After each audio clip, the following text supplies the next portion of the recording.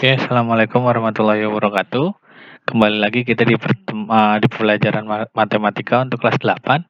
Materi untuk hari ini kita akan belajar tentang notasi fungsi dan rumus fungsi. Oke, ya untuk yang pertama kita akan belajar tentang notasi fungsi. Apa itu notasi fungsi? Ya, jadi sebuah fungsi yang memetakan himpunan A ke himpunan B ditulis dengan notasi f.2 A ke B. Jika fungsi f memetakan x dengan elemen A ke y dengan elemen B, maka y merupakan peta atau bayangan dari x, sehingga dapat ditulis. Jadi, untuk notasi fungsi atau lambang fungsi bisa dinotasikan dengan y sama dengan atau fx sama dengan. Ya, nah yang selanjutnya kita akan belajar tentang rumus fungsi. Ya, rumus fungsi secara umum, fungsi dapat dirumuskan sebagai berikut. Yang pertama, ya, fx sama dengan y sama dengan ax ditambah b. Nah, kalau untuk bentuk ini, itu namanya adalah fungsi linier. Ya, fungsi linier adalah fungsi dengan variabel pangkat tertingginya adalah pangkat 1. Ya, jadi di variabelnya itu pangkat tertingginya adalah pangkat 1. Nah, di sini a dan b itu dalam bentuk angka. Ya, atau konstanta atau nilai. Nah, yang kedua itu fx sama dengan y sama dengan ax pangkat 2 ditambah bx ditambah c. Ini adalah fungsi kuadrat karena dia memiliki pangkat tertinggi variabelnya adalah pangkat 2. Nah, yang terakhir ini ada fx sama dengan y sama dengan ax pangkat n ditambah bx pangkat n dikurang 1 ditambah cx dipangkatkan n dikurang a ditambah dx pangkat 0. Ya, ini dinamakan adalah fungsi eksponensial atau fungsi pangkat. Ya, jadi di mana variabel memiliki pangkat tertingginya itu lebih dari 2, bisa 3, 4 dan seterusnya. Ya, makanya ini disebut fungsi eksponensial atau fungsi bilangan pangkat. Ya. Nah, untuk yang selanjutnya kita langsung masuk ke dalam contoh soal. Ya, saya punya sebuah contoh soal. Ini contoh soal yang pertama. Sebuah fungsi dirumuskan, dirumuskan fungsinya adalah fx sama dengan 5 dikurang 3x. Ya, kemudian jika diketahui f dalam kurung a sama dengan min 1 atau fa sama dengan min 1, maka kalian disuruh menentukan nilai a-nya berapa. Ya, cara pengerjaannya adalah seperti ini. Kita tulis dulu rumus fungsinya, ya.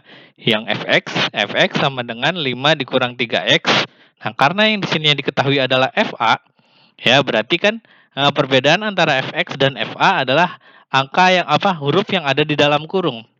Ya, maksudnya huruf yang ada di dalam kurung fx itu adalah variabel yang berlakunya adalah x. Kalau yang di dalam kurungnya hurufnya a, berarti variabel yang berlaku adalah hurufnya a. Berarti tinggal kita ganti saja.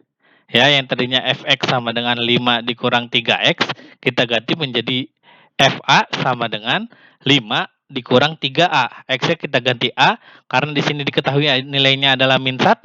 Ya, jadi fa sama dengan 5 dikurang 3a sama dengan min 1. Sudah kita selesaikan. Ya, 5-nya kita pindahkan ke sebelah kanan sama dengan, karena 5-nya tandanya positif, pindah berubah jadi tandanya negatif. Oke, jadi yang A-nya kita pisahkan, yang angka saja kita pindahkan ke sebelah kanan, yang ada hurufnya kita biarkan dia di sebelah kiri sama dengan. Ya, berubah menjadi minus 3A sama dengan min 1 dikurang 5, karena 5-nya positif pindah jadi negatif. Ya, kita selesaikan. Min 1 dikurang 5 itu sama seperti kamu punya utang 1, ngutang lagi 5. Utang kita bertambah menjadi 6. Berarti min 3A sama dengan minus 6. Ya, selanjutnya sudah tinggal kita bagi minus 6. Minus 6 dibagi minus 3. Minus ketemu minus hasilnya plus atau positif. Ya, tinggal kamu bagi 6 bagi 3. 6 bagi 3 hasilnya adalah 2. Berarti nilai A-nya adalah 2. Ya, jadi untuk soal nomor 1, nilai A-nya adalah 2. Oke, jika masih belum paham, silakan diulang-ulangi saja video ini. Ya, kita lanjut ke contoh soal nomor 2. Ya, contoh soal nomor 2, jika sebuah fungsi dirumuskan gx, ya, dirumuskan gx sama dengan 2x dikurang 9, ya, maka tentukanlah nilai dari g dalam kurung 2p ditambah 3. Ya, yang pertama, yang ada di dalam kurung hanya X, yang ditanyakan G-nya apa yang di dalam kurungnya ada 2P ditambah 3 ya. Langkah pertama cara penyelesaiannya tetap kita tulis dulu rumus umumnya atau rumus yang diketahui di soal yaitu Gx-nya. Gx sama dengan 2X ditambah 2X dikurang 9. Ya, jadi ditulis dulu fungsi umumnya, langsung kita masukkan ya. Nah, yang ditanyakan adalah nilai dari G dalam kurung 2P ditambah 3. Sama seperti yang tadi, ya, kita rubah atau kita ganti ya X dengan yang ada di dalam kurung ya. Berarti 2X itu setara dengan 2 kali X. Berarti X-nya kita ganti menjadi 2P ditambah 3. Berarti 2P ditambah 3 dikali 2. Ya, karena di depan di depan huruf X-nya ada angka 2. Kalau di depan hurufnya ada 10 misalnya 10X berarti nanti kalian kali 10. Ya, tinggal 2 dikali 2P ditambah 3 dikurang 9 ya, tinggal disesuaikan sama bentuk soalnya. Karena ini bentuknya adalah 2 kali X dikurang 9 sama. Karena X-nya kita ganti jadi 2 dikali 2P ditambah 3 baru dikurangi 9. Kita selesaikan dulu 2 dikali 2P ditambah 3 ya dengan cara mengkalikannya satu-satu. Jadi 2 dikali ke 2P, 2 dikali ke 3. 2 dikali 2P hasilnya 4P, 2 dikali 3 hasilnya 6. Baru dikurangi 9. Nah, ini yang bisa kita selesaikan hanya 6 dikurang 9. 6 dikurang 9 hasilnya adalah minus 3. Jadi jawabannya adalah 4P dikurang 3. Ya, jadi untuk soal nomor 2 jawabannya adalah 4P dikurang 3.